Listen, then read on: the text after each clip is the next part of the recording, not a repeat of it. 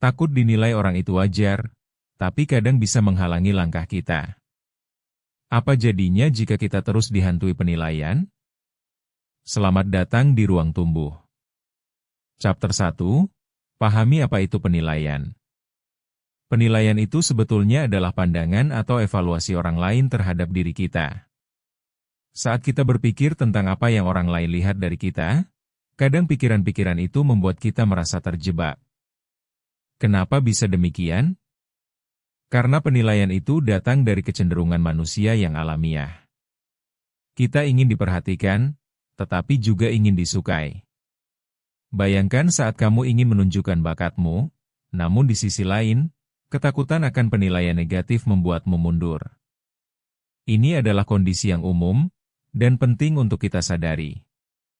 Jujur saja, siapa sih yang tidak pernah merasa cemas saat harus tampil di depan orang banyak atau saat ingin mengungkapkan pendapat? Kita semua pasti pernah mengalaminya. Oleh karena itu, memahami makna penilaian ini bisa jadi langkah awal untuk melewati rasa takut tersebut.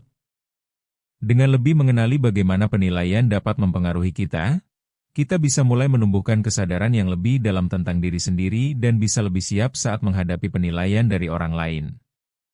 Chapter 2, Dampak dari takut dinilai.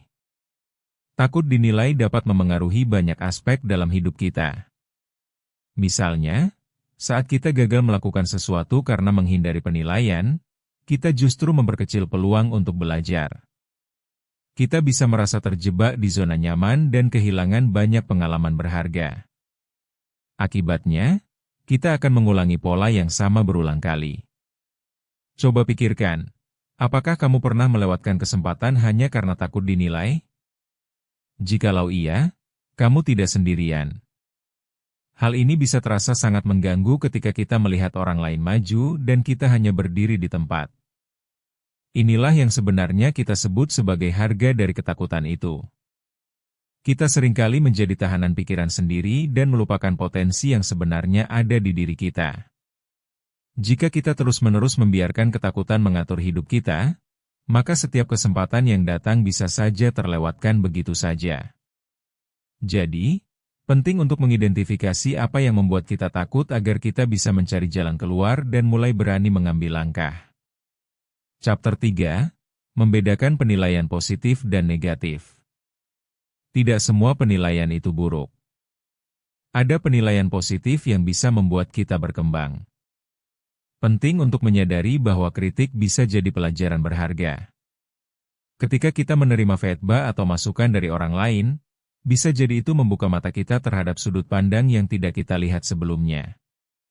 Misalnya, jika seseorang mengatakan bahwa cara kita berbicara di depan publik perlu diperbaiki, kita bisa menjadikan itu motivasi untuk belajar lebih banyak.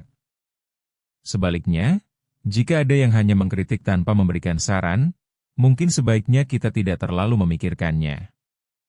Kunci di sini adalah belajar untuk tidak membiarkan semua penilaian memengaruhi self-esteem kita. Dengan demikian, kita bisa meningkatkan diri tanpa merasa tertekan oleh pendapat orang lain.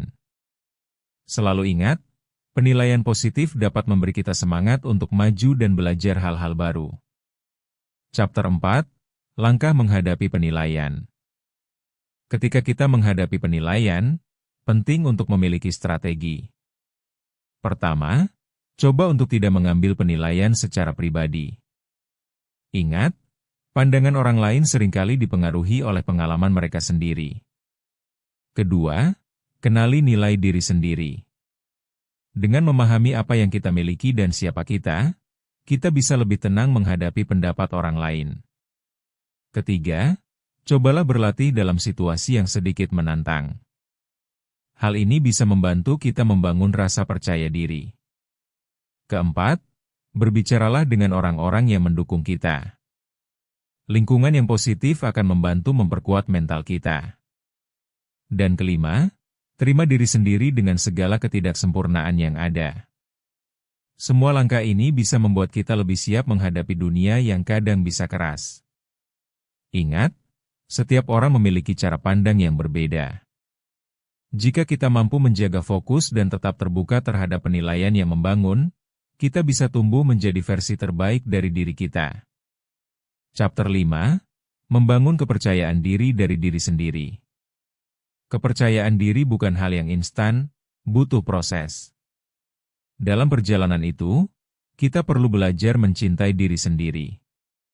Berlatihlah untuk berfokus pada kelebihan yang kita miliki, bukan hanya pada kekurangan.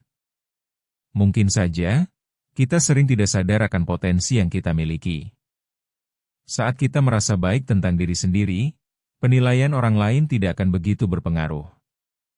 Berlatihlah secara konsisten dan berikan pujian pada diri sendiri. Mungkin terdengar sederhana, tetapi hal ini bisa memiliki dampak yang luar biasa. Ingatlah, semua orang mengalami penilaian, tetapi cara kita meresponslah yang menentukan bagaimana kita bergerak ke depan. Perkuat mental kita agar bisa tetap fokus pada tujuan. Dan ingatlah bahwa kita semua memiliki perjalanan masing-masing. Dengan demikian, kita bisa tumbuh dalam kepercayaan diri yang mengakar dan tidak mudah tergoyahkan oleh pendapat orang lain. Jangan ragu untuk berlangganan Ruang Tumbuh dan ikuti perjalanan ini bersama kami. Bertumbuh itu proses, bukan lomba.